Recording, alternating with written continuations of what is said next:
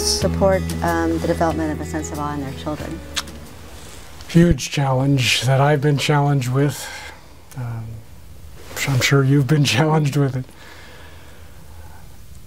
I really think that's where it starts. I mean, if we're going to revive a sense of awe culturally, which I desperately feel we need to do, it's got to happen at every major level, and it's got to begin with child rearing. From child rearing to the educational system, to the work setting, to the governmental setting, and deliberative setting, to the religious spiritual settings. I mean, child rearing, just some ideas I have, and these are very much evolving, some based on my own experience with my kid, is take some time to first of all appreciate who you have here, this being. Doesn't that start at birth? I know a lot of people feel that right from the beginning in just witnessing their child.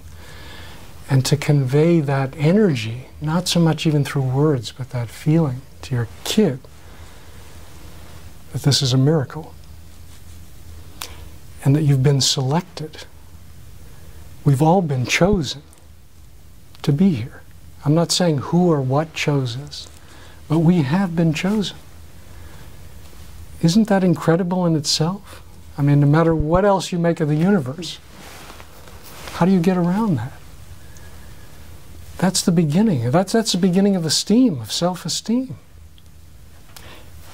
Come on now, you're a part of something tremendous. I mean, people can call it a bunch of random events, or, you know, an old man sitting in the sky, or just chemicals, electrochemical processes.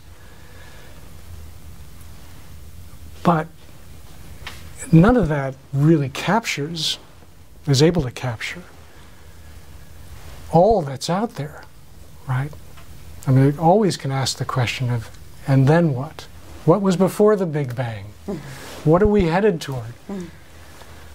I mean, the point is that we're all sitting here.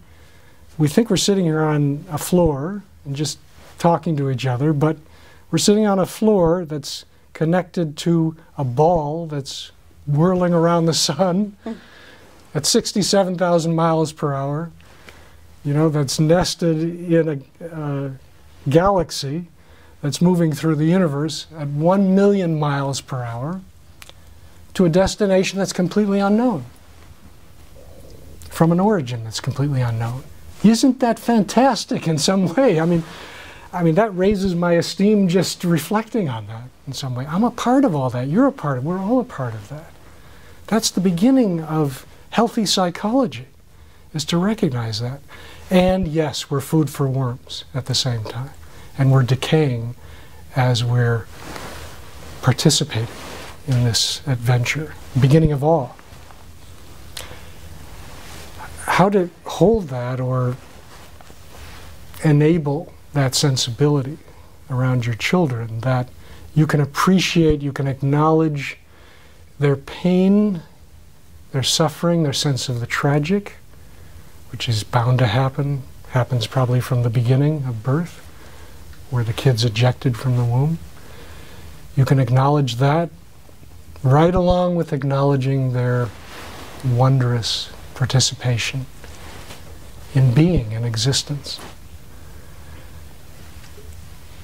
There are many ways to convey that verbally.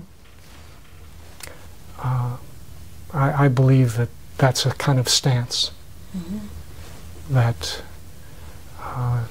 from the beginning doesn't have to be conveyed verbally. It's felt. Maybe this is a little out there, but when my kid was born, my child was born,